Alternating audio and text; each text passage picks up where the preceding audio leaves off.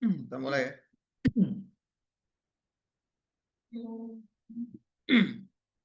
Bismillahirrahmanirrahim. Assalamualaikum warahmatullahi wabarakatuh.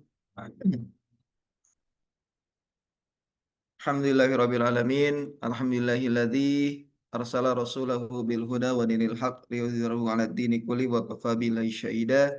Asyhadu an la ilaha illallah wahdahu la syarika lahu wa asyhadu anna Muhammadan abduhu wa rasuluh. Allahumma shalli ala Muhammad wa ala ali Muhammad. Alhamdulillah, segala puji bagi Allah Subhanahu wa taala atas segala nikmat yang dikaruniakan kepada kita semua. Semoga semakin hari semakin bertambah keimanan dan ketakwaan kita kepada Allah Subhanahu wa taala. Salawat dan salam tercurahkan kepada Nabi Yuna Muhammad sallallahu alaihi wasallam, juga pada keluarganya, para sahabatnya dan para penerusnya, dan semoga kita termasuk daripada umatnya yang kelak mendapat syafaat di yaumul kiamah nanti. Baik, mohon maaf agak telat. Saya sakit perut tadi, makanya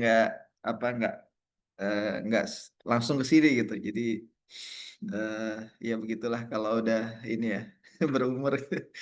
Tapi ini langsung saja, saya nggak, nanti mungkin apa namanya perkenalannya, ataupun kan ada yang baru ya, Abdurrahman, kemudian juga siapa, Abid ya, kemudian Adib ya, kemudian yang akhwat-akhwat yang lainnya. Insya Allah besok ya, mudah-mudahan bisa ini lebih dekat lagi gitu. Artinya bisa mengenal lebih dekat lagi. eh Melanjutkan pembahasan tentang kelas Sirah Nabawiyah ya. Insya Allah kita sudah masuki di materi tentang tantangan dan juga strategi Rasulullah SAW. Dan ini mudah-mudahan bisa ditiru ataupun diambil ekstraknya bagi teman-teman sekalian, terutama nanti di dunia kampus ataupun di dunia masyarakat gitu. Sebenarnya kalau di buku-buku sirah materi ini nggak banyak diangkat, ataupun hanya selembar dua lembar itu. Ini pertemuan perdana setelah sekian lama kita apa namanya nggak osilam ya, ataupun nggak pengajian kajian. Mudah-mudahan buku sirahnya udah selesai. Gitu. Ya, udah ya. Alhamdulillah gitu kan. Jadi nggak banyak yang bisa ini ya, nggak perlu banyak dibicarakan gitu. Artinya tinggal dieksplor aja nanti. Harusnya gitu.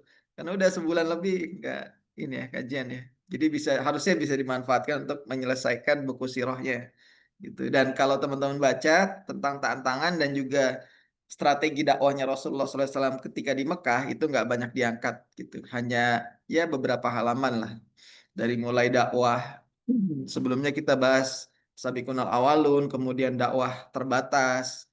Nanti kita ya ini masuk mulai dakwah terbuka, Umar dan juga Hamzah masuk Islam, kemudian juga nanti hijrah ke Habasyah, pemboikotan peristiwa Taif, Isra Miraj dan seterusnya, sampai Baitul Aqabah, sampai menjelang Rasulullah SAW hijrah. Mudah-mudahan sudah terstruktur tuh pemikiran ataupun konstruk dari sirah nabawiyahnya. Saya harap seperti itu. Jangan lagi nanti ada yang bilang perang Badar terjadi kapan? Apakah sebelum hijrah atau setelah hijrah? Apakah setelah Isra Miraj atau sebelum Isra Miraj? Nah, itu masih kacau balau tuh. Harusnya sudah selesai tuh masalah apa urutan. Walaupun nanti ada terjadi perbedaan pendapat sedikit ya di masalah kapan Isra Miraj itu, misalnya Isra Miraj itu apakah setelah pemboikotan atau sebelum pemboikotan. Nah, itu nggak terlalu jadi apa asasi ya, esensi gitu.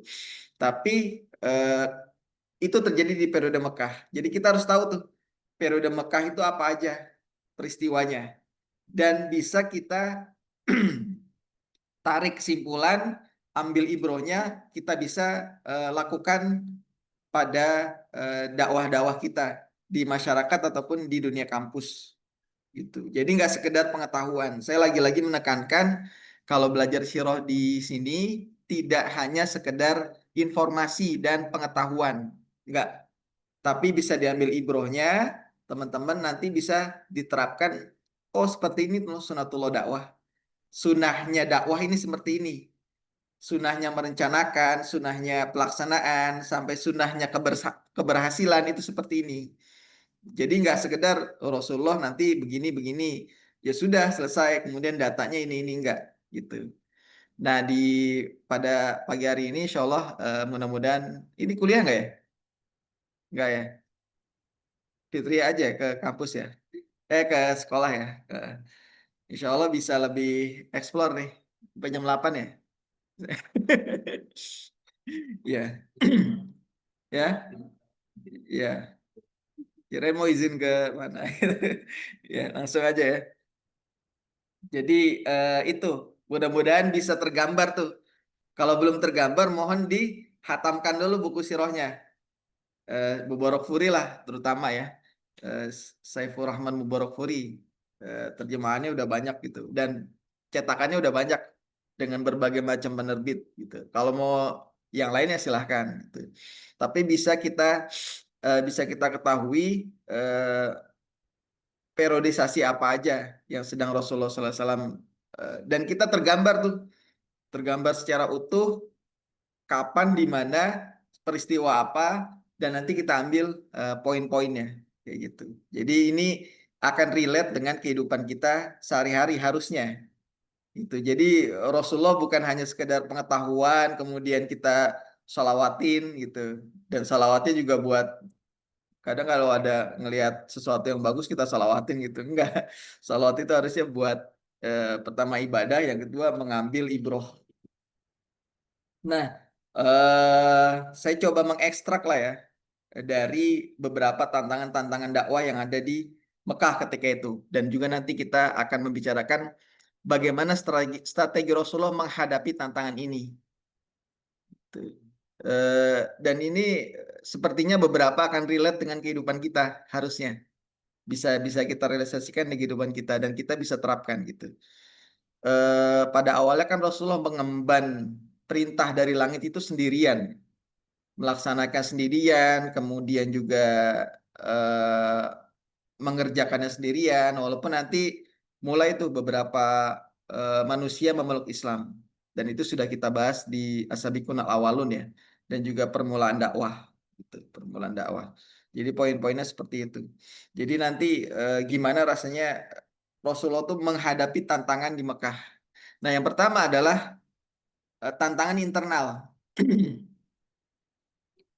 Beliau pertama dakwah ke keluarga inti, kemudian nanti ke sahabat-sahabatnya, Abu Bakar, kemudian nanti Abu Bakar inisiatif sendiri tanpa diperintah, inisiatif sendiri berdakwah kepada beberapa orang seperti Utsman bin Affan, itu masuk Islamnya di tangan Abu Bakar. Sa'ad bin Abi Waqqas, Zubair bin Awam, kemudian juga Tolhah bin Ubaidillah itu masuk Islamnya di tangan Abu Bakar.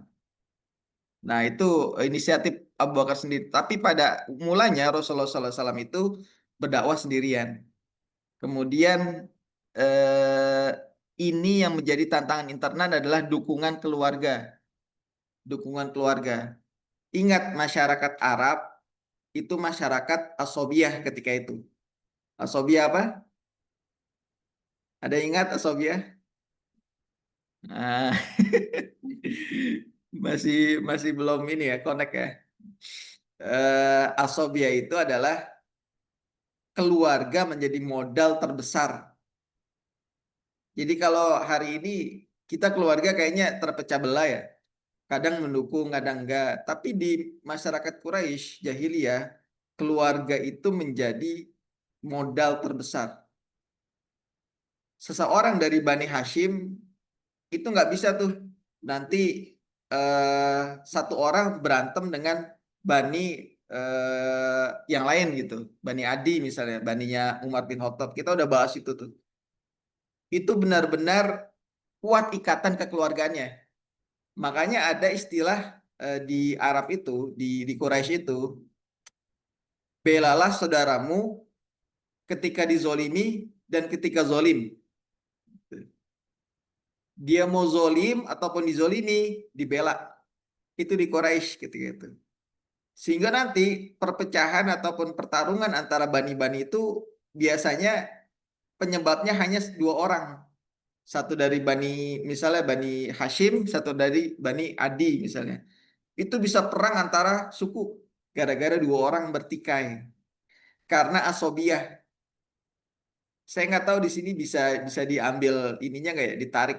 Ya mungkin gini ya, teman-teman misalnya di kami ataupun di lembaga dakwah ataupun di satu organisasi ataupun di sekolah lah, yang identik di sekolah ya.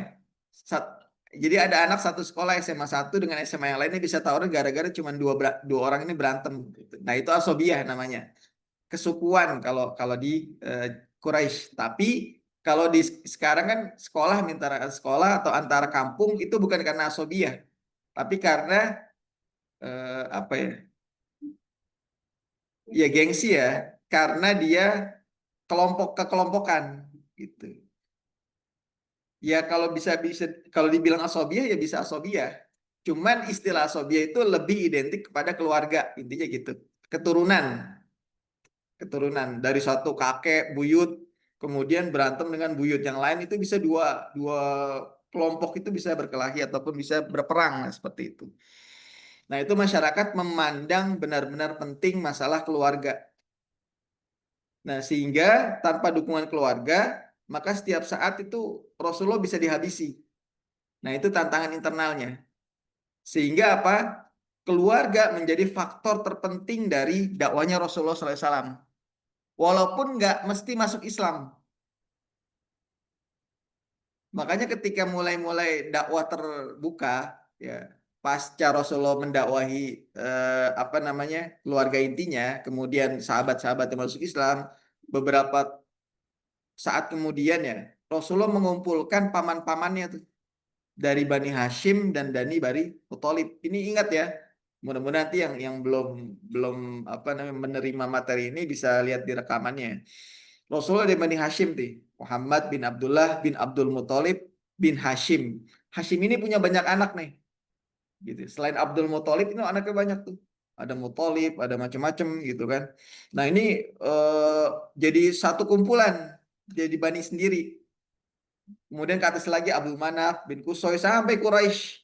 Quraisy ini kakek, ya kakek jauh, kemudian banyak makanya disebut Quraisy. Nah, gitu. Quraisy nanti punya banyak anak sehingga menurunkan Bani Bani Adi, Bani yang lain-lain, Bani Asad bin Abdul Uzza, kemudian eh, Bani Saham dan seterusnya lah. Gitu.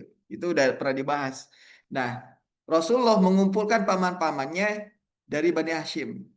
Dan ternyata nggak hanya Bani Hashim, ternyata dari Bani Al-Muthalib gitu. Al-Muthalib ini kakak dari Abdul Muthalib.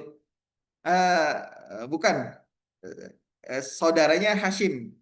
Jadi Hashim itu punya saudara Muthalib. Makanya Abdul Muthalib kenapa disebut Abdul Muthalib? Karena Abdul Muthalib ini nama aslinya adalah Syaibah. Beliau tadinya tinggal di Madinah, kemudian Hashim ini meninggal dalam perjalanan dagang, diambillah sama Muthalib. Muthalib ini saudaranya Hashim, gitu, kakak atau adiknya Hashim. Nah, kemudian dibawalah ke Mekah. Orang-orang mengira Muthalib ini baru beli anak, beli budak. Makanya disebut hamba Muthalib, Abdul Muthalib. Nah, sehingga baru dikenal lah sebagai Abdul Muthalib. Seperti itu. Insya Allah. Jazakallah khair. Nah, dari Bani Hashim dan Bani Al-Muthalib, dua kakak beradik ini menurunkan banyak orang nih, banyak orang yang banyak keturunan. Maka dikumpulkanlah itu paman-pamannya, diminta pertama masuk Islam. Ini nanti ceritanya panjang nih. Dua kali pertemuan, diberi jamuan, kemudian Abu Lahab ketika itu sudah tahu, oh ini Muhammad mau bikin macam-macam nih sama keluarga kita nih, Bani Hashim nih.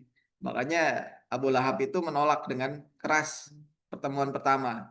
Kemudian nanti dikumpulkan lagi tuh pertemuan kedua, diminta untuk mendukung pertama masuk Islam, kemudian mendukung dakwahnya.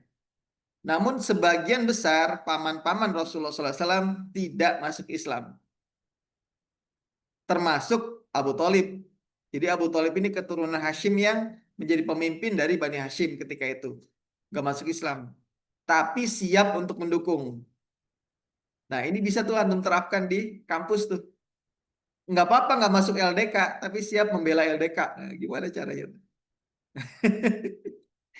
Itu cara Rasulullah SAW yang dipakai gitu. Nggak apa-apa nggak masuk Islam, tapi siap mendukung Islam. Kan Gimana gitu? Kok ada orang nggak masuk Islam tapi siap mendukung Islam, siap mendukung dakwah? Itulah yang dipakai oleh Rasulullah SAW. Apa namanya? Unsur jahiliyah yang dipakai oleh Rasulullah SAW adalah asobiyah. Itu dipakai sama Rasulullah SAW. Kita bisa pakai itu di kampus, di masyarakat, ya, dengan berbagai macam ininya ya, budayanya ya. Bisa dipakai budaya apa gitu untuk mendukung dakwah. Jadi bukan bid'ah, bukan haram, enggak. Mendukung dakwah itu bisa dengan berbagai macam cara. Ini yang dilakukan oleh Rasulullah SAW. Rasulullah menggunakan unsur jahiliyah, yaitu asobiyah, untuk mendukung dakwah. Bukan malah menghancurkan dakwah. Enggak. Sehingga Rasulullah selama Abu Thalib itu hidup, mendapat perlindungan dakwah. Walaupun Abu Thalib nggak masuk Islam. Nah, itu yang dikelola oleh Rasulullah SAW. Yang kedua adalah tantangan koordinasi internal ya. Tantangan kedua adalah koordinasi dan manajemen. Maksudnya apa? Hukum asobiyah itu menganggap permasalahan klan adalah masalah pribadi. Masalah pribadi adalah masalah klan. Jadi koordinasi akan menjadi masalah tersendiri nih. Karena yang masuk Islam ketika itu adalah berbagai elemen atau berbagai klan nih. Kita udah tahu Abu Bakar dari Bani Adi, Utsman dari Bani Abdus Syams, kemudian juga Tolha dari Bani eh, Insya Allah, saya kok lupa ya. Artinya banyak lah gitu, berbagai macam partai lah kalau sekarang, atau berbagai macam fakultas lah, atau kalau di kampus gitu. Cuman mereka berdiri sendiri tuh, gitu. Jadi nggak bisa tuh antara nanti ketika Sumayyah, kemudian juga apa Ammar dan juga Yasir itu disiksa oleh Abu Jahal, itu nggak bisa tuh Rasulullah SAW ikut campur. Kenapa? Karena mereka dari golongannya sendiri, gitu, dari klannya sendiri. Nggak bisa Bani Hashim tuh ikut campur. Makanya bagaimana Rasulullah membuat koordinasi ini berjalan dengan efektif. Dengan apa? Dengan membuat satu markas, Darul Arqam di situ. Di situlah tempat berkumpulnya berbagai macam klan-klan, dan itu dirahasiakan dari Quraisy. Bukan dibuat bikin plang di sini ya di depan gitu Darul Arqam, enggak. Rasulullah nggak bikin plang nama gitu, enggak. Tapi dirahasiakan dari apa namanya rumahnya Al Arqam bin Abi Al Arqam. Nanti silakan dibaca lebih detail masalah itu. Itu masalah internal. Jadi untuk koordinasi nggak mudah ketika di Mekah, nggak mudah. Gimana caranya berhubungan dengan kelompok lain? Harus benar-benar ini nyumput-nyumput lah. Kalau bisa dibilang ya dakwah sembunyi-sembunyi di situ. Cuman nggak pas ya, karena kita sudah bahas dakwah terbatas. Apa namanya Quraisy tahu dakwah itu Rasulullah SAW tahu apa yang didakwahi Rasulullah tahu Quraisy itu. Cuman tempat berkumpulnya lokasinya itu mereka nggak tahu. Sampai nanti kemudian menjelang Umar masuk Islam, Umar bin Khattab masuk Islam, kemudian mau datengin Rasulullah ke Darul Arqam kan mau membunuh Rasulullah SAW.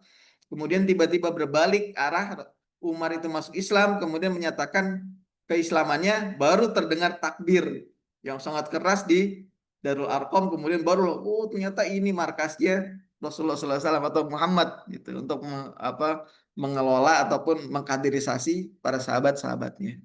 Itu. Kemudian masalah ketiga adalah masalah ekonomi ataupun masalah sebelumnya adalah posisi kaum lemah, budak, mawali, gitu, wanita dan seterusnya. Bagaimana caranya? Rasulullah SAW mengolah ini. Salah satunya menghijrahkan sebagian mereka ke Habasyah. Walaupun nanti ada insiden-insiden kecil, budak apa namanya Bilal bin Rabah disiksa, itu nggak bisa Rasulullah, jangan disiksa, ini melanggar HAM, nggak bisa. Karena apa? Bilal bin Rabah itu berada di Bani Saham, budaknya dari Umayyah bin Khalaf dari Bani Saham. Sedangkan Rasulullah dari Bani Hasim, nggak bisa tuh lintas Bani kemudian ngurusin Bani lain, nggak bisa. Rasulullah biarin aja, karena nggak bisa. Karena ketika itu belum kuat keimanan, maksudnya belum kuat soliditas dari kaum muslimin. Gak bisa tiba-tiba nyerang Umayyah bin Khalaf, nggak bisa. Karena keterbatasan sumber daya dan juga tradisi asobiyah ketika itu di Quraisy. Kalau kita kan ngeliat orang disiksa kan kita langsung gerbok gitu gimana enggak gitu. Zaman dulu tuh nggak bisa, di Rasulullah tuh nggak bisa. Karena perbedaan budaya. Budayanya adalah asobiyah. Kalau saya menyiksa budak saya bebas aja, nggak, kamu nggak ada urusan sama saya. Sampai kemudian inisiatif dari Abu Bakar untuk membeli Bilal. Ini bukan perintah Rasulullah untuk membeli Bilal bin Rabah, itu bukan perintah Rasulullah. Tapi Abu Bakar inisiatif buat membeli Bilal bin Rabah dan membebaskan. Kemudian makanya Bilal bin Rabah disebut Maula Abu Bakar. Maula itu yang dibebaskan oleh Abu Bakar. Nanti teman-teman banyak lah. Ada nama sahabat-sahabat yang tengahnya itu Maula. Maula itu pernah dibebaskan. Tadinya budak dibebaskan ataupun dibeli kemudian dibebaskan. Itu Maula. Kayak Zaid bin Harisah. Zaid Maula Rasulullah SAW. Karena Zaid tadinya adalah budaknya Rasulullah. Kemudian dibebaskan. Banyak seperti itu. Nah itu posisi kaum lemah. Nanti kemudian dihijrahkan sebagiannya ke Habasyah. Walaupun hijrah pertama nanti dipimpin oleh Utsman bin Affan. 2 kali hijrahnya ke Habasyah. Nah ini juga ada perhitungan sendiri strategi Rasulullah. Kenapa Utsman yang diutus untuk hijrah ke Habasyah? Karena Utsman dari Bani Abdus Syams. Bani Abdus Syams itu memiliki ikatan kuat dengan kerajaan Habasyah. Ketika Hashim jadi pemimpin Mekah ketika itu, Hashim itu membagi tuh. Ini kita ngomong zaman dulu lagi ya. Itu pernah dibahas tuh di apa namanya, kita membahas perdagangan Quraisy. Li'ilafi Quraisyin.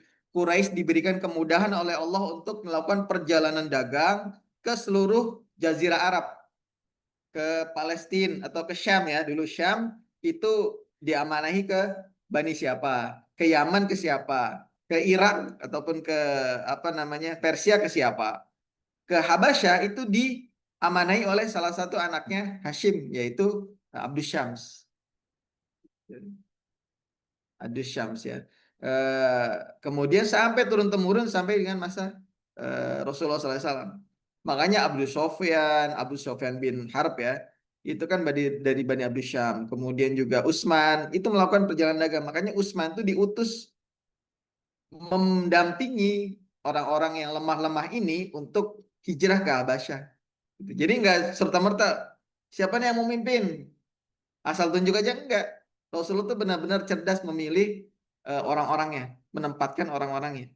Nah ini bisa antum kelola di kampus. Siapa yang dekat dengan masyarakat ataupun apa, misalnya dia orang Lampung mana gitu, ya udah dia mengelola kawan-kawan mahasiswa yang dari Lampung asli gitu, penduduk Lampung. Ini orang Sunda, dikelola tuh. Ini ditunjuk untuk berdakwah ke kalangan orang-orang yang sukunya ataupun berasal dari suku Sunda, suku Jawa dan seterusnya. Itu lebih efektif dibandingkan orang Lampung suruh dakwah untuk mahasiswa Jawa. Nggak nyambung. Itu Rasulullah benar-benar menempatkan orang-orangnya secara strategis. Ya, termasuk ini membawa kaum lemah, budak, mawali, dan wanita itu untuk hijrah ke Habasyah. Mencari suaka lah istilahnya gitu. Dan itu berhasil. Kenapa hubungan dagang antara Abdus Syams dengan Habasyah? Seperti itu. Jadi jelas ya, real. Kemudian yang ke 1, 2, 3, 4, masalah ekonomi. Rasulullah nggak punya SDM, apa nggak punya sumber daya tuh keuangan, nggak punya APBN di Mekah gitu. Sumber dana pembiayaan dakwah itu kan butuh, gitu. Butuh modal buat dakwah itu. Ya beli ini aja butuh modal kan. Ya listrik aja kan butuh dana nih untuk bisa ini. Kemudian kita internet juga butuh dana kan. Butuh modal dakwah itu.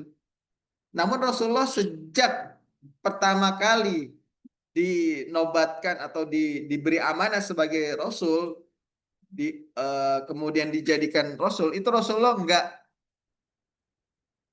sudah meninggalkan bisnisnya, perdagangannya. Jadi nggak bisnis lagi tuh Rasulullah SAW. Ya, tangan kanan, tangan kanan. Nah, ya.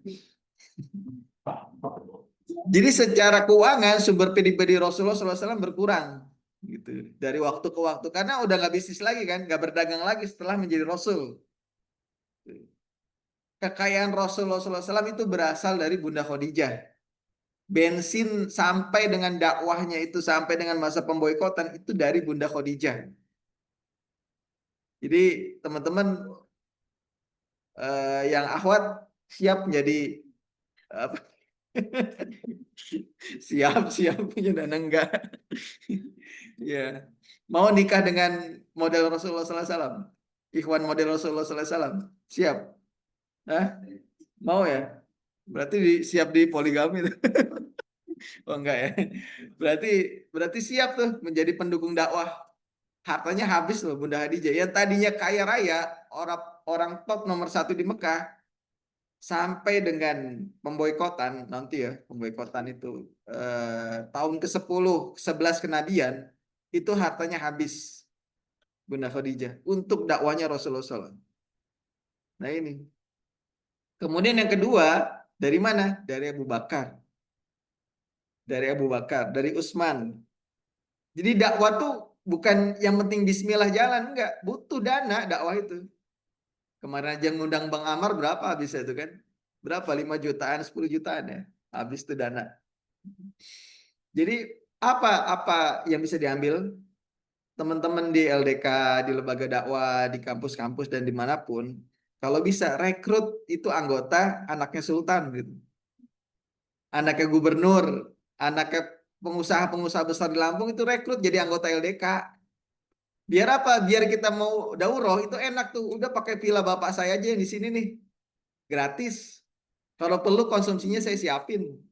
Karena enak selesai itu masalah dakwah kan, ya nggak? Jangan sekarang bingung bikin proposal, nyari-nyari donatur, nyari-nyari sponsor ya kan. Ujung-ujungnya rugi gitu kan. Gitu. Nah, itu Rasulullah tuh efektifnya begitu. Abu Bakar, Utsman itu bensinnya tuh udah siap, siap bener.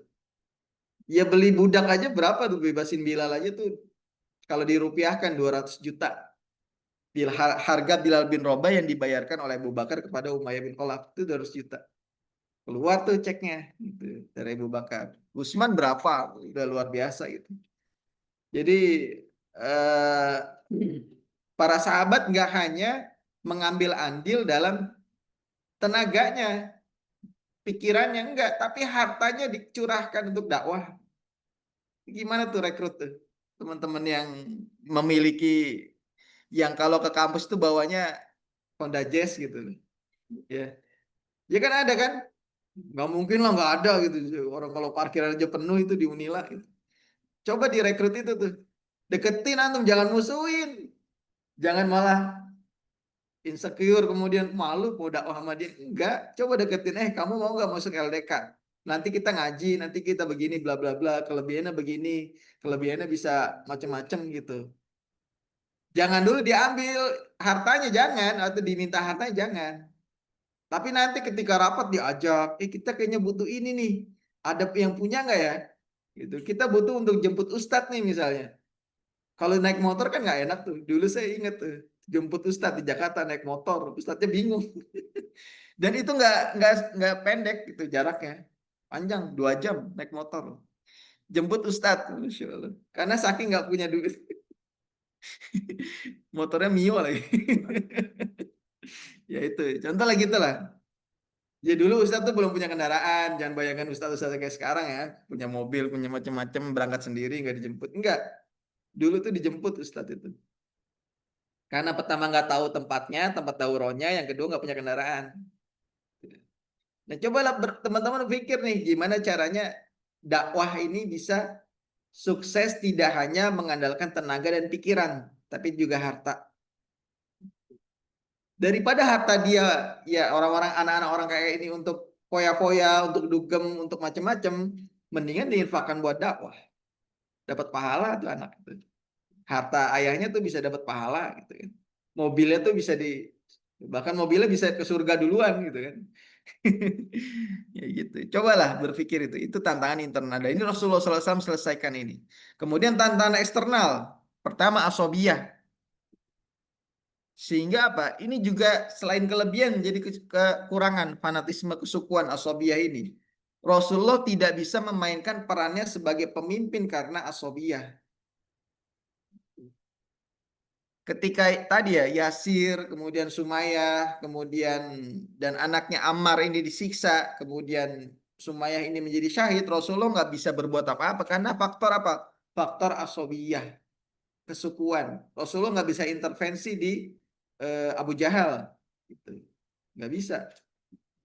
Kalau intervensi justru malah jadi perang tuh, karena perbedaan dari asobiyah, perbedaan dari suku, berbeda suku, gitu. Seperti itu. Jadi ini tantangan eksternal, tantangan besar. Kemudian yang kedua, kendali sistem politik dan sosial. Rasulullah itu berada di generasi kedua. Generasi pertama itu jadi kepala-kepala pemimpin-pemimpin itu. Nah, nanti kumpul di Darunad Dua ya. Sekarang kalau antum ke teman-teman ke Mekah itu sekarang jadi Darunad Dua itu sekarang jadi apa itu yang ada jam besarnya itu. Nah, itu dulu Darunad Dua. Rumah parlemen lah gitu, kira-kira gitu ya. Ya, rumah parlemennya orang-orang Quraisy dan akan membicarakan hal-hal penting kaitan dengan Mekah dan Quraisy di Darun Nadwa. Isinya apa? Kepala-kepala masing-masing suku-suku itu, termasuk Abu Thalib di situ. Rasulullah kan generasi keduanya tuh, nggak bisa masuk ke situ. Nah, itu tantangan. Sistem politik dan juga sosial itu dikendalikan oleh Darun Nadwa. Walaupun nanti kalau urusan masalah suku itu diserahkan ke masing-masing suku, tapi kalau masalah kota itu balai kotanya adalah Darun Nadwa, kira-kira begitu. Dan itu apa namanya menjadi pusat ya, pusat eh, kendalinya di situ, kendali dari Mekah. Kaitannya kita harus perang dengan yang lain atau enggak itu diputuskan di Darun Nadwa. Jadi itu tantangan eksternal.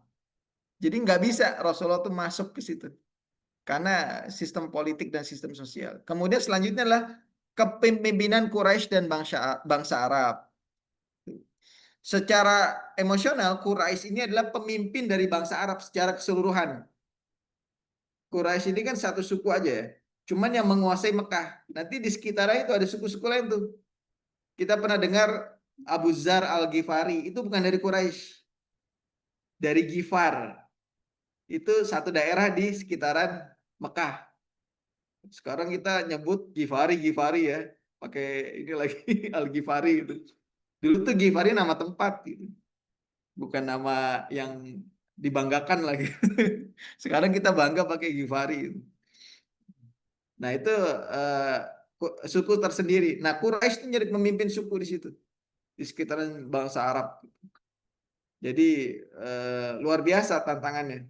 Sehingga orang-orang Arab ketika nanti mendekat, ketika bulan haji misalnya, bulan haji itu orang-orang Arab itu udah dicegat tuh sama Quraisy tuh.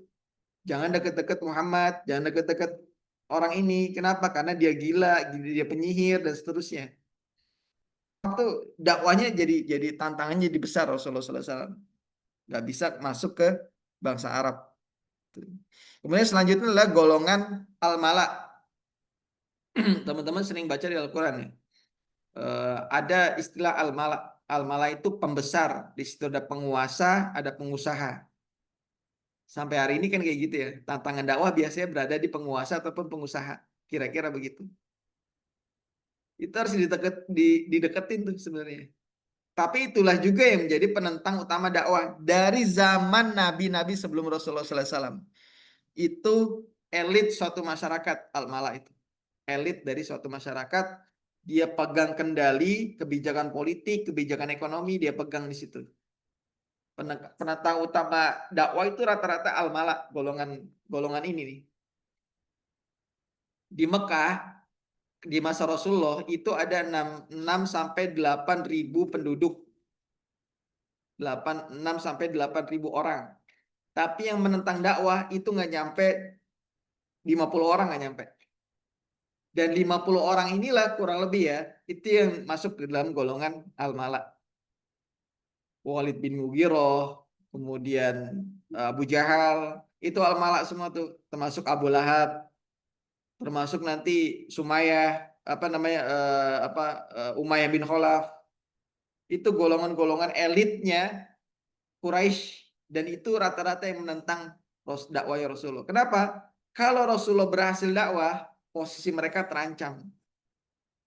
Sama kayak hari ini, kalau Islam itu berkembang, posisi-posisi penguasa itu terancam. Itu aja. Sama dari dulu sampai sekarang tuh tantangan dakwanya itu. Golongan elit.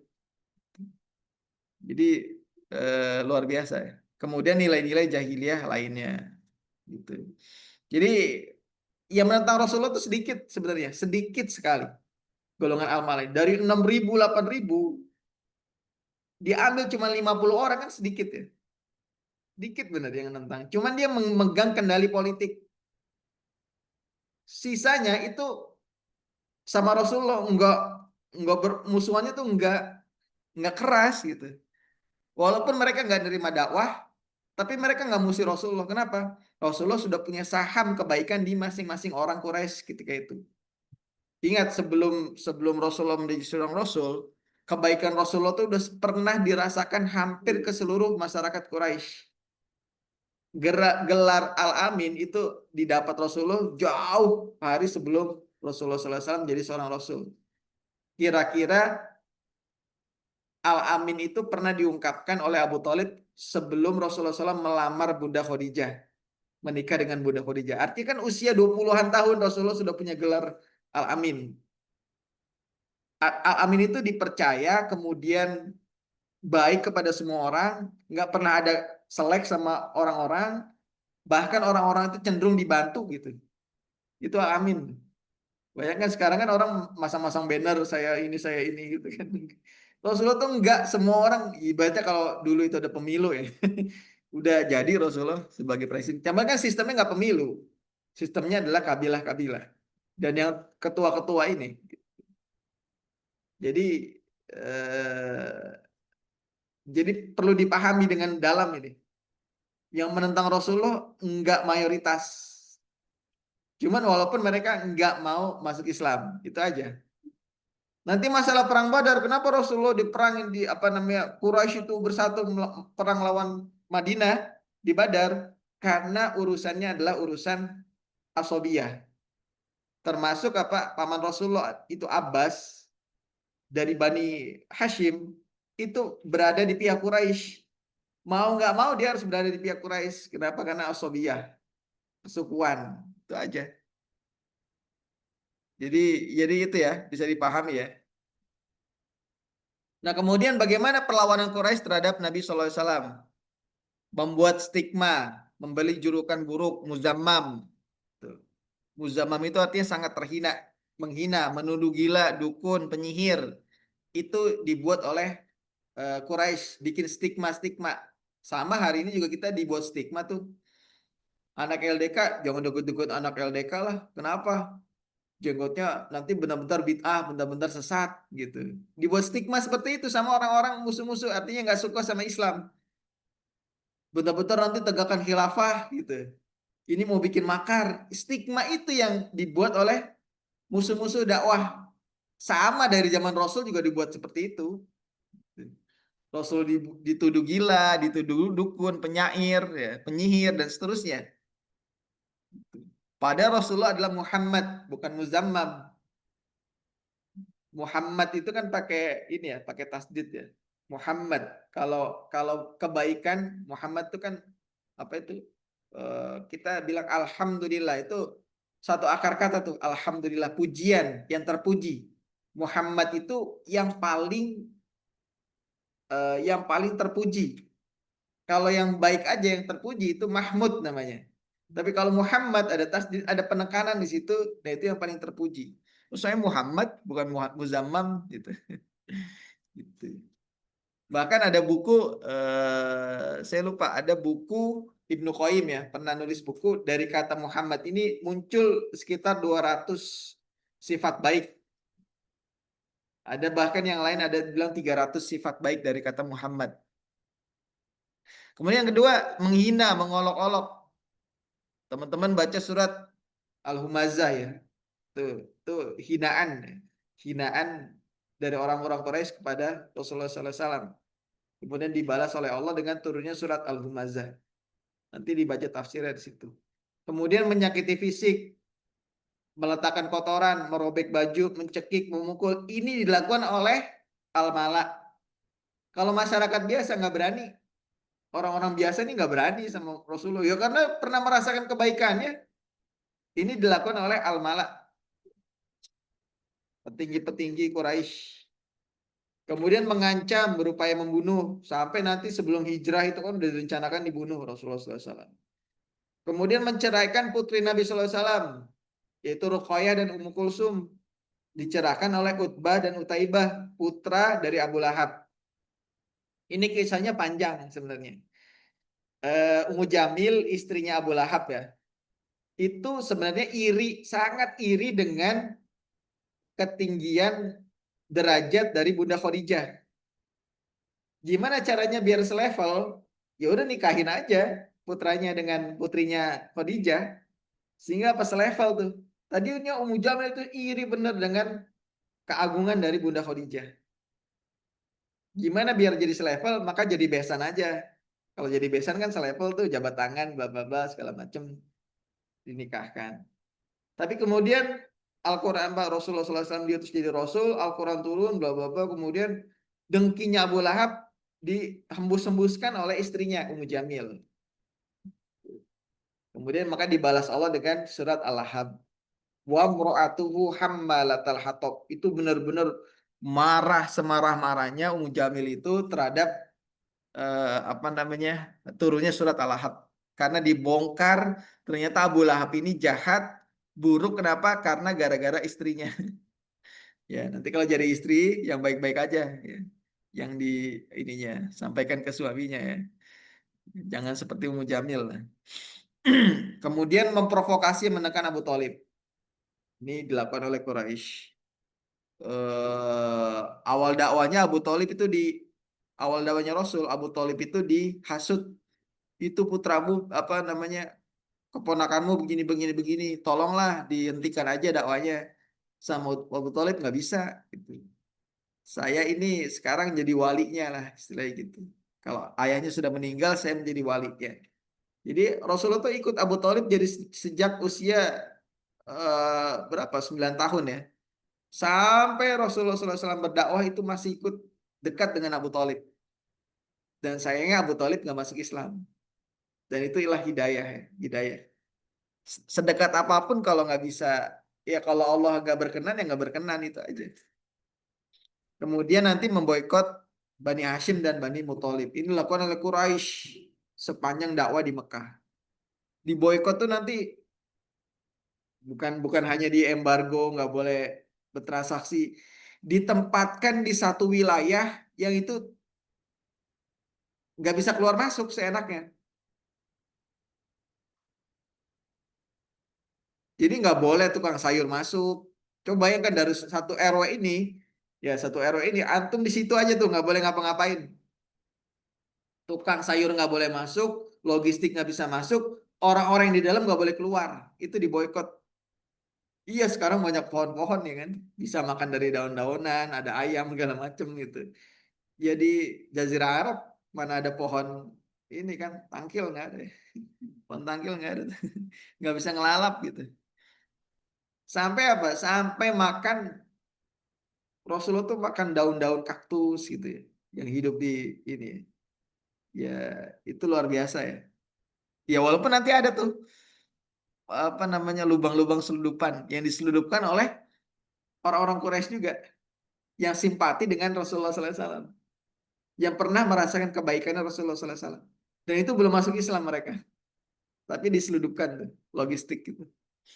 Ya itu dibaca lagi lah ininya, pemboikotannya dan seterusnya. Kemudian perlawanan Quraisy terhadap Islam dan Al-Quran, merendahkan bobot risalah wahyu sebagai mitos disebutkan asatirul awalin atau dongeng orang-orang terdahulu, plagiat dari ajaran agama lain. Al-Quran diragukan. Sekarang juga ya, nggak hanya ini ya, itu sepanjang masa seperti itu. Orang yang nggak suka Islam bilang Al-Quran ini buatan Rasulullah, buatan Muhammad. Al-Quran sudah tidak relevan dengan zaman. Itu juga ada sekarang. Dibuat apa tafsir-tafsirnya yang hermeneutika sesuai dengan keinginan dari orang yang menulisnya, gitu, yang menafsirkannya. Itu kacau balau. Sama. Zaman Rasulullah juga gitu. Ada seorang Quraisy namanya An-Nadhr bin Harith. Sampai dia mengeluarkan biaya yang sangat besar. Riset kemana-mana sampai ke Syam tuh risetnya. Apa? Nyari cerita-cerita masyarakat ketika itu. Buat apa? Buat menandingi Al-Quran. Al-Quran kan 2/3-nya kisah ya. An-Nadhr bin Harith itu bikin riset tuh. Biayanya besar, bla bla bla segala macam. Oh, ya nggak hanya Al-Quran, saya juga punya kok cerita-cerita zaman nabi-nabi sebelumnya gitu. Sama kok ceritanya. Tapi bedanya cerita saya lebih ini gitu. Sama gitu. Dibuat-buat macam-macam gitu kan. Menganggap Al-Quran sebagai produk manusia, mantra, puisi, meragukan Islam dan segala macamnya. Bahkan ya sekarang kan nggak ada kebenaran yang absolut dibilang gitu kan. Al-Quran itu produk budaya budaya Arab gitu. Jadi disebut dari awal Islam udah bermasalah, luar biasa. Hadis baru ditulis 200 tahun kemudian. Nah, itu luar biasa. Kemudian penolakan Quraisy ini bersifat epistemologis. Artinya apa? Mereka menolak bahwa ajaran Islam berasal dari Allah Subhanahu wa taala yang juga mereka akui sebagai Tuhan. Ingat ya, Quraisy itu mengakui Allah sebagai Tuhan. Namun bersama Allah itu ada berhala-berhala yang mereka sembah. Nah, Quraisy itu menolak kalau Al-Quran ini dari Allah harusnya diturunkan ke saya nih, bukan ke Muhammad gitu. Ya gitu. Kemudian menguasai dan mengendalikan seluruh media informasi yang berbentuk opini tentang dakwah Rasulullah. Ini forumnya Walid bin Mughirah ya. Dia buat forum ini Muhammad nggak bisa lagi nih di apa didiemkan. Dibuatlah stigma-stigma. Kemudian nanti ke musim haji dibuat pos-pos yang orang masuk ke Mekah itu di briefing dulu nih. Kamu nanti jangan ketemu Muhammad. Kalau kamu ketemu Muhammad, dia itu orang gila. Dia itu penyihir, hati-hati. Nanti kamu bisa berubah tuh. Dibuat itu dulu tuh sama Walid bin Mughirah. Kemudian menggunakan asabiyah suku untuk menghambat perkembangan dakwah. Itu jelas ya. Kemudian memanfaatkan tangan asing, konsultasi kepada Yahudi karena mereka juga punya kitab ya. Kemudian menghambat pengaruh dakwah dari luar dan mengintimidasi para sahabat. Jadi ini perlawanan dakwahnya. Kemudian yang kedua adalah bagaimana Rasulullah SAW memenangkan dakwah di Mekah. Apakah Rasulullah benar-benar terhimpit di Mekah? Ternyata Rasulullah punya strategi di Mekah. Gitu. Jadi kita harus mendalami strategi ini. Rasulullah punya visi yang jelas, fokus yang jelas itu apa ketika dakwah di Mekah. Nggak terdistrak tuh dengan gangguan Quraisy, nggak terdistrak dengan olok-olokan. Sekarang kan kalau kita kadang mudah terdistrak ya. Lagi dakwah-dakwah kemudian dibilang sesat, ribut gitu, berantem, dakwahnya akhirnya berhenti gitu. Lagi dakwah-dakwah dibilang pengikut ini, pengikut itu gitu kan. Macam-macam lah. Lagi dakwah kemudian terdistrak dengan kondisi politik. Itu kita mudah terdistrak tuh. Kenapa? Karena kita bisa jadi nggak fokus kepada visi, misi, dan target. Bahkan nggak punya target dakwahnya. Yang penting dakwah aja lah gitu. Kadang gitu. Harusnya nggak. Rasulullah punya visi, misi, target yang jelas dalam dakwah. Nah, kita akan bisa baca ini dengan cara melihat strategi dakwah Rasulullah SAW. Benar-benar terencana secara baik, kemudian membaca tantangannya, tantangan tadi itu dipetakan, dibaca oleh Rasulullah SAW, kemudian juga dibuat strategi yang efektif. Jadi Rasulullah nggak bisa tuh dikendalikan oleh musuh nanti di Mekah. Walaupun ditawarkan dari mulai penawaran yang soft sampai intimidasi. Penawaran soft itu apa? Kan kita tahu ya Rasulullah pernah ditawarkan, wahai Muhammad, kamu nggak apa-apa lah kami ini ikut agamamu, tapi nanti tahun depan kamu ikut agama saya. Itu kan makanya turun surat Quraisy, gitu. Surat Al-Kafirun ya. Gitu. Karena tauhid itu nggak kayak gitu kan. Masa tauhid itu ada perjanjian, nggak apa-apa saya hari ini sholat, tahajud, tapi minggu depan saya mau foya-foya gitu. Mau dugem-dugem, nggak bisa. Nggak boleh kayak gitu. Ya kita mau dakwah, cuman jelas gitu. Bisa dakwah kepada tadi orang-orang yang suka dugem, orang-orang yang borju gitu, punya dana banyak gitu. Nggak apa-apa lah saya ikut LDK hari ini ya, saya ikut kajian hari ini, tapi nanti minggu depan kamu ikut partinya saya ya di diskotik ini. Nggak bisa kayak gitu. Nggak boleh kayak gitu. Itu punya visi yang jelas, punya tujuan yang jelas. Sampai pengancaman Rasulullah juga tetap pada fokusnya, yaitu mempersiapkan SDM. Wangzir asyirata kal akrobin. Wahfidz janahaka limanit tabaka minal mu'minin. Dan berilah peringatan kepada kerabat-kerabat terdekatmu. Ini perintah Allah kepada Rasulnya untuk dakwah kepada keluarga. Dan rendahkanlah dirimu terhadap orang-orang yang mengikutimu. Maksudnya apa? Ayat ini menjadi titik bahwa Rasulullah pertama disuruh dakwah kepada Quraisy. Walaupun dakwah itu nanti ujungnya ke rahmatan lil alamin, tapi fokus dulu kepada keluarga, baik itu keluarga Bani Hashim, terlebih lagi ke Quraisy.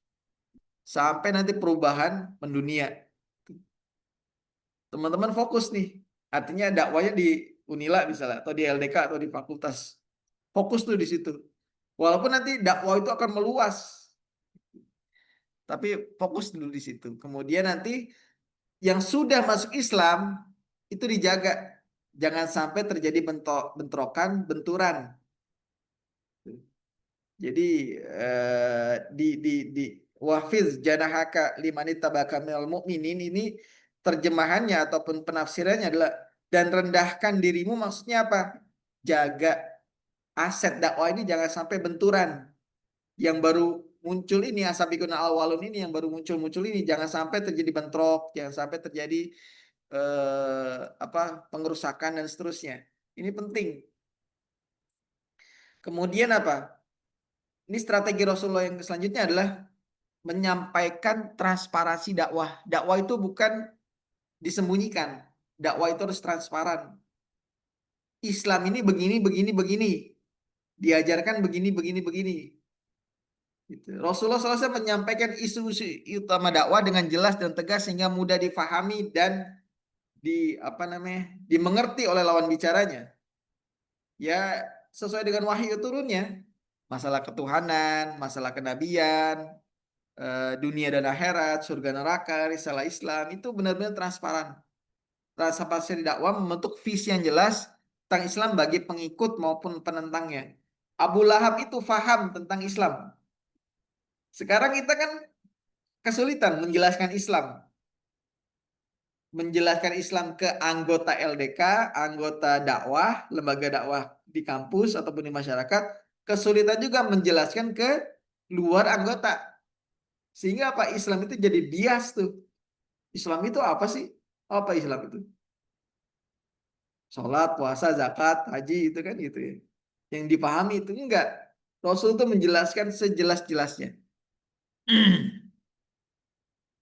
Dan itu dipahami oleh lawan maupun yang sudah masuk Islam. Benar-benar dipahami. Sehingga lawan itu paham Islam itu begini loh. Sekarang kan saya nggak yakin itu teman-teman yang nggak eh, apa namanya bahkan nggak sholat di kampusnya nggak paham Islam. Kenapa? Ya karena kita tidak bisa mengkomunikasikan, menjelaskan Islam dengan sebaik-baiknya. Coba di apa ya jadi tugas apa ya? Apa itu Islam? Nah, kan jelaskan itu Islam dalam 5 menit aja. Disuruh jelaskan Islam itu. Bisa nggak? Islam itu begini begini begini, Islam itu bla bla bla bla. Sehingga difahami oleh target yang akan kita masukkan sebagai anggota LDK ataupun yang menjadi musuh. Kenapa banyak orang memusuhi LDK? Karena nggak paham Islam. Coba kalau dia paham Islam, dia akan pakai argumen dengan sedemikian rupa untuk mendukung Islam ataupun menjatuhkan Islam. Itu aja. Sekarang kan argumennya teroris, kemudian sesat, kemudian bid'ah, itu kan yang dilemparkan oleh musuh-musuh. Dia nggak punya stigma lain. Kenapa? Karena nggak paham Islam. Kenapa? Karena kita nggak mampu menjelaskan Islam dengan baik.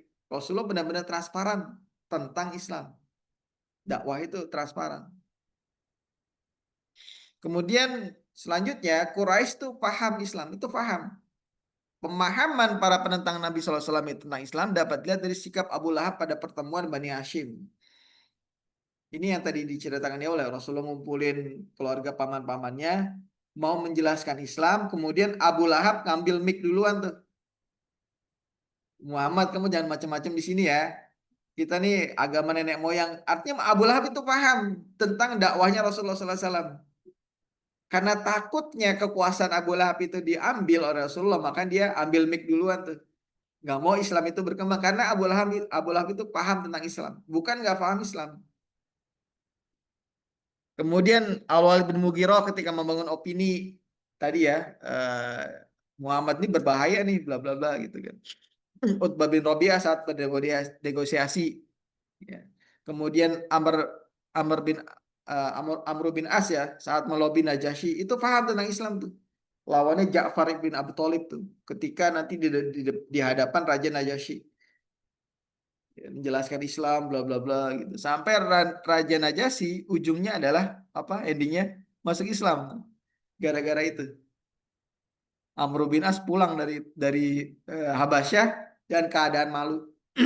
Sangat malu. Padahal Amr bin As ini orang yang paling utama dalam berdebat, berdialog, itu paling paling cerdas dia. Cuman dia kalah di Habasyah. Setelah itu Amr bin As apa? Nggak ada lagi tuh. Muncul namanya. Baru setelah berapa puluh tahun kemudian, ya berapa belas tahun kemudian, Rasulullah hijrah ke Madinah sampai dengan Khalid bin Walid masuk Islam. Disitulah Amr bin As mulai tergetuk hatinya untuk masuk Islam. Itu baru muncul lagi nama dia di situ. Dan seterusnya. Jadi Quraisy itu paham tentang Islam. Nah ini Al-Walid ya, Walid bin Mughirah itu paham tentang keindahan Al-Quran. Paham mereka. Sesungguhnya pada ucapannya itu terdapat keindahan. Ini mengakui Walid bin Mughirah ini dedengkotnya Quraisy. Bapaknya Khalid bin Walid. Dia bilang Al-Quran itu indah, penuh pesona gitu. Luar biasa lah gitu. Cuman dia karena kesombongannya nggak mau masuk Islam. Dan Utbah juga seperti itu. Aku mendengar ucapan langsung Rasulullah ucapan langsung yang demi Allah tidak pernah ku dengar sebelumnya. Demi Allah itu bukan puisi, bukan sihir ataupun bukan mantra. Ini mengakui Utbah, tapi dia nggak mau masuk Islam.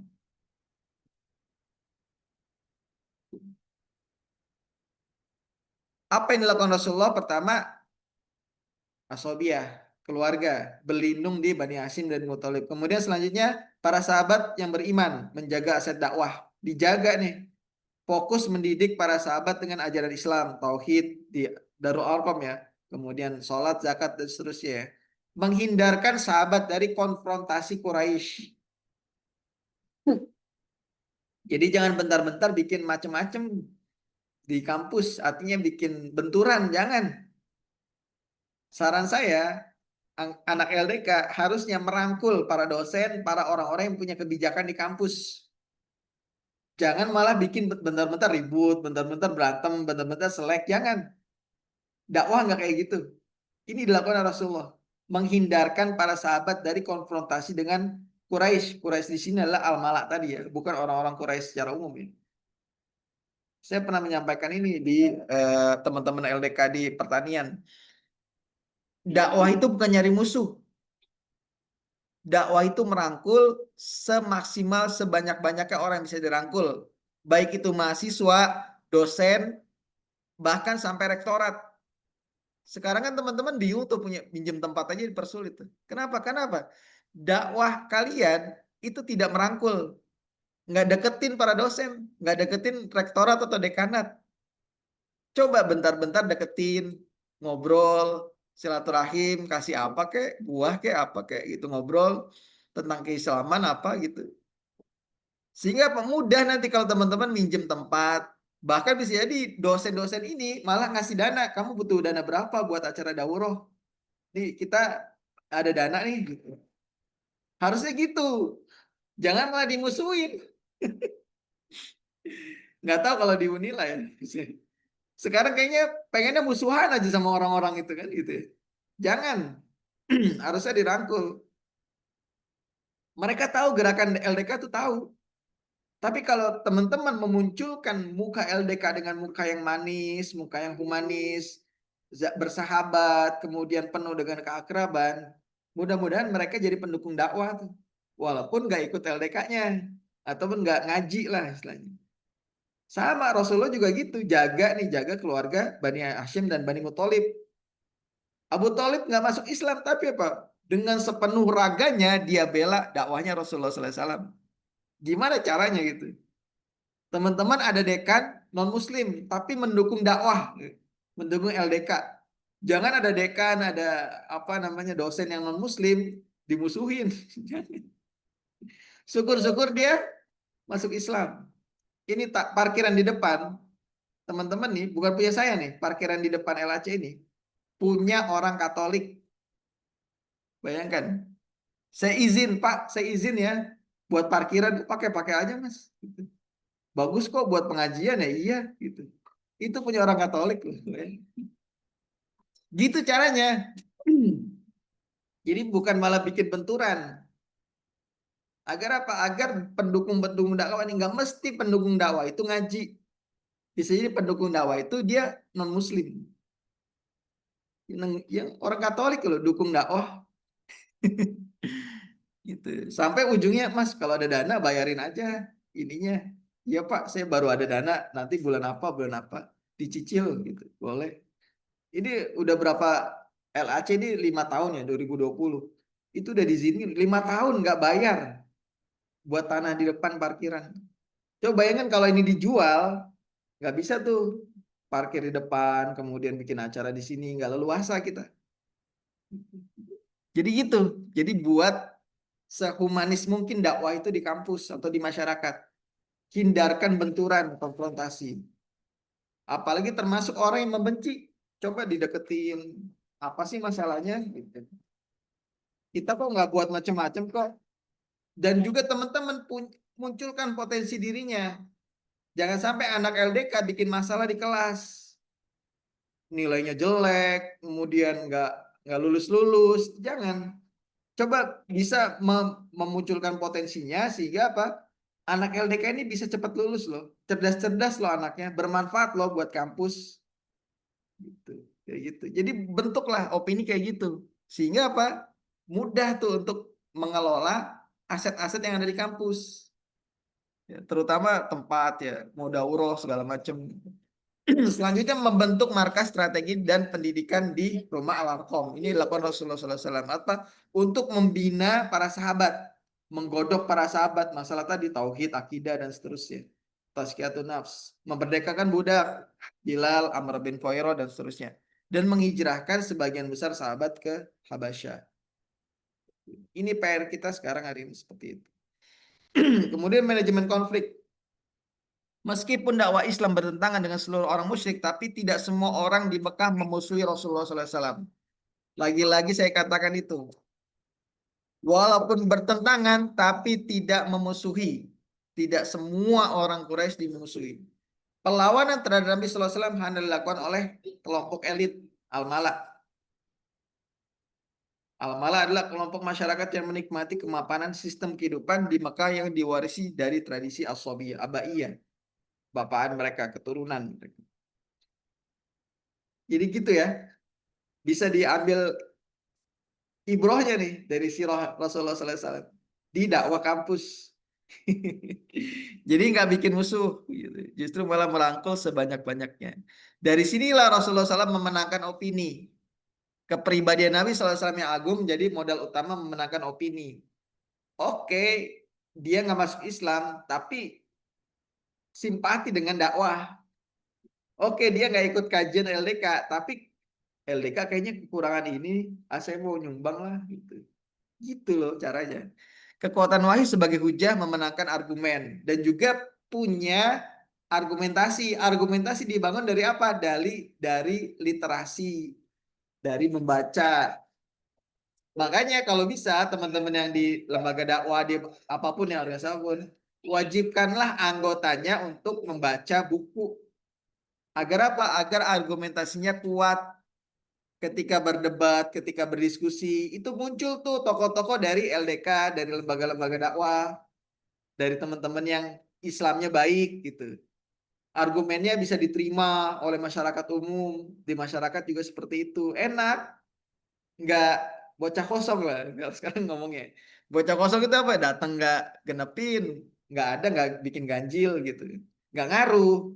Harusnya orang-orang kita, lembaga-lembaga dakwah ataupun muslim yang baik itu mempunyai pengaruh yang positif di masyarakat ataupun di kampus, di kelas, kondusif dan segala macamnya. Jadi menonjol dari sisi kebaikan. Itu bukan malah dikenalnya orang yang suka protes, kemudian buruk, jangan itu. Dan fokus kepada langkah-langkah konstruktif dan strategis. Jadi jangan bikin kerusakan ya. Nah itu jadi poinnya di situ. Nah itu yang bisa disampaikan. Wallahu alam. Insya Allah jam 7 ya. Tafadhol kalau ada yang ingin didiskusikan.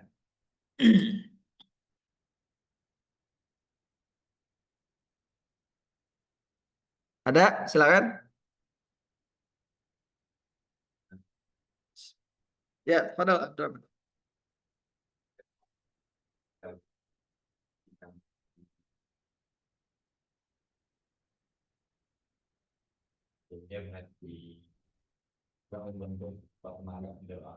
Mm-mm. Bagaimana perkembangan atau produktif awalnya tepat. Tujuannya apa nih? Tujuannya? Ini di relate hari ini atau masa Rasulullah? Di Rasulullah. perkembangan itu bagaimana ya? Iya. Karena keterbatasan, karena gini, Quraisy itu sangat al-mala ya terutama ya, represif terhadap dakwah ketika itu karena terbatas gitu kan, di masa terbatas, maka Rasulullah SAW membentuk Darul Arqam dan itu nggak semua para sahabat yang masuk Islam itu ada di Darul Arqam karena terbatas juga, nggak kerumunan gitu enggak, tapi hanya sebagian kecil para sahabat yang di Darul Arqam. Kemudian nanti setelah dari Darul Arqam mereka menyebar ke rumah-rumah. Makanya ketika Umar bin Khattab itu datang ke Fatimah binti Khattab ya, adiknya, itu kan ada Khobab. Khobab itu tanda kutipnya murabinya dari Fatimah dan Zaid. Sedang menjelaskan Islam yang diterima dari mana? Dari Darul Arqam. Dari markas kemudian turun ke rumah-rumah. Nah itu kenapa? Karena dakwah ketika itu masih terbatas dan nggak bisa secara terbuka terang-terangan, belum bisa. Kayaknya Rasulullah membentuk Darul Arqam. Pasca Umar masuk Islam, nggak ada lagi Darul Arqam. Kenapa? Karena pelindung apa namanya orang kuat itu sudah ada dalam barisan Islam. Pasca Umar dan Hamzah masuk Islam, Darul Arqam itu bubar, likonya bisa di sekitaran masjid Masjidil Haram gitu. Atau bisa di rumah-rumah.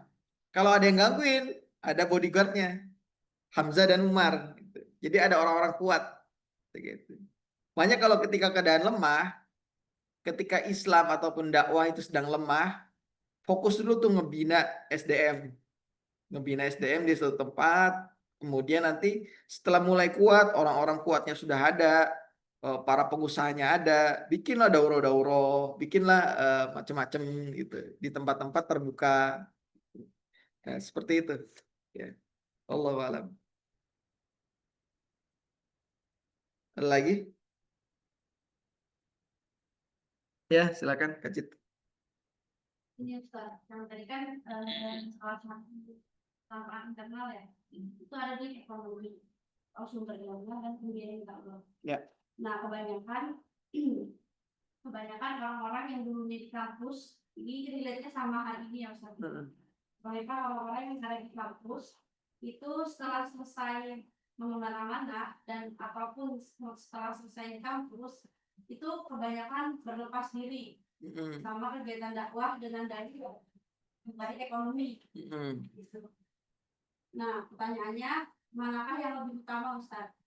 Tetap, maksudnya manakah yang lebih utama? Mengutamakan perekonomian dahulu, dengan dari itu, kemudian nanti baru ke dakwah, tapi kan itu tantangannya ada di keistiqomahan ya Ustaz ya. Jika udah dapat sudah kerja, perekonomian akan fokus ke situ gitu. Atau yang kedua, ya mohon maaf dengan seadanya tapi tetap tetap tetap berpegang teguh Ya. untuk melanjutkan estafet dakwah itu di tengah masyarakat. Manakah yang lebih utama dan adakah maksudnya yaitu itu dulu deh. Ya. Kenapa nggak dua-duanya? Dia nyari duit dia, iya, nyari duit juga, dakwah juga. Tapi sekarang kan maksudnya realitanya itu banyak distraksi sekarang. Nah, itu dia maksudnya yang sebenarnya kalau idealnya kan dua-duanya. Tapi ternyata di tengah-tengah ini ada banyak distraksi nih sekarang. Iya. Ada dan adakah sarannya gitu untuk bisa menstabilkan antara dua-duanya gitu. Iya. Jazakallah khair. Kalau ngambil siroh, model sirohnya, selain Rasulullah SAW yang meninggalkan dunia bisnis ketika sudah menjadi Rasul, para sahabat lainnya tetap berbisnis. Itu yang kadang kita salah dimengerti tuh. Oh, saya udah bertobat, saya nggak mau lagi bisnis lah. Ya kenapa gitu?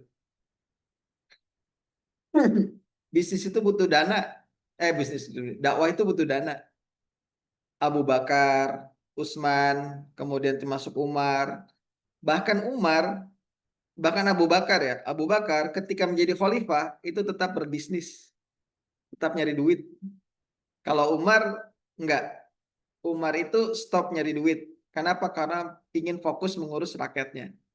Dan dua-duanya punya keutamaan tersendiri. Jadi nggak bisa mana yang baik Umar atau Abu Bakar, enggak gitu. Ya kalau bisa mengurus umat kemudian sambil nyari uang nggak masalah juga, nggak masalah. Tapi Umar ingin fokus untuk mendidik rakyatnya. Makanya Umar ada sistemnya penggajian, gaji kepada khalifah, dan itu gajinya prinsip Umar kalau saya butuh, kalau saya nggak butuh maka saya nggak ambil gaji saya, gaji khalifah. Termasuk para sahabat-sahabat yang lainnya. Dan sama Umar itu nggak diwajibkan kamu kalau udah jadi penguasa, jadi gubernur, kamu nggak boleh lagi tuh jual beli, nggak boleh lagi bisnis, enggak, tetap berbisnis. Di masa Rasulullah, Umar itu tetap berbisnis kok. Ketika menjadi sahabat Rasulullah masuk Islam, dia nggak meninggalkan bisnisnya. Umar, Utsman, Abu Bakar dan seterusnya ya, termasuk 10 sahabat sering satu dijamin ke surga, kecuali Ali. Ali itu fokus emang ngurusin keperluannya Rasulullah SAW. Itu berbisnis semua. Dengan bisnisnya hasilnya untuk dakwah. Kita nggak bisa sekarang memisahkan antara bisnis dengan dakwah. Ini dakwah, ini bisnis, enggak. Walaupun nanti kita akan ada terdistraksi masalah waktu. Misalnya lagi ngaji gini nih. Saya duluan ya, kenapa? Saya ada meeting sama klien gitu. Silahkan, nggak masalah. Umar pun begitu. Umar seringnya, kenapa? Nggak banyak hadis-hadis riwayat Umar, hadis-hadis riwayat Abu Bakar, karena mereka sibuk bisnis. Hadis yang sering kita munculkan dari Abu Hurairah, dari Aisyah radhiyallahu anha, itu kan dari Abu Bakar sedikit hadisnya, dari Utsman sedikit. Kenapa? Karena mereka jarang ngaji, jarang liqo gitu, sama Rasulullah. Dan kalau bisnis enggak hari ini pergi, besok pulang, enggak, berminggu-minggu bisnisnya ke penjuru Jazirah Arab. Namun mereka punya niat bisnisnya untuk dakwah. Bukan bisnisnya hanya untuk mencari penghidupan. Enggak. Kalau masalah itu udah selesai mereka. Dengan bisnis ini, berapa rupiah atau berapa harta yang bisa saya sumbangkan untuk dakwah. Ya. Kan gitu nanti ketika Abu Bakar, ketika perang Tabuk ya, Rasulullah mengumumkan siapa yang mau menginfakkan. Abu Bakar, saya baru pulang dari bisnis ini, saya infakkan semua. Umar, setengah hartanya saya infakkan. Utsman, berapa ratus ekor kuda, unta dan segala macamnya. Kalau kurang ini ada berapa lagi ribu dinar gitu kan. Diinfakkan. Karena dari hasil bisnis gitu. Jadi kalau sudah framework atau worldview Islamnya sudah ada dalam diri seseorang, itu harusnya nggak bisa lagi dipisahkan antara bisnis dengan dakwah. Dia berbisnis mencari maisha pertama untuk keluarganya, yang kedua untuk dakwah. Dia curahkan untuk dakwah.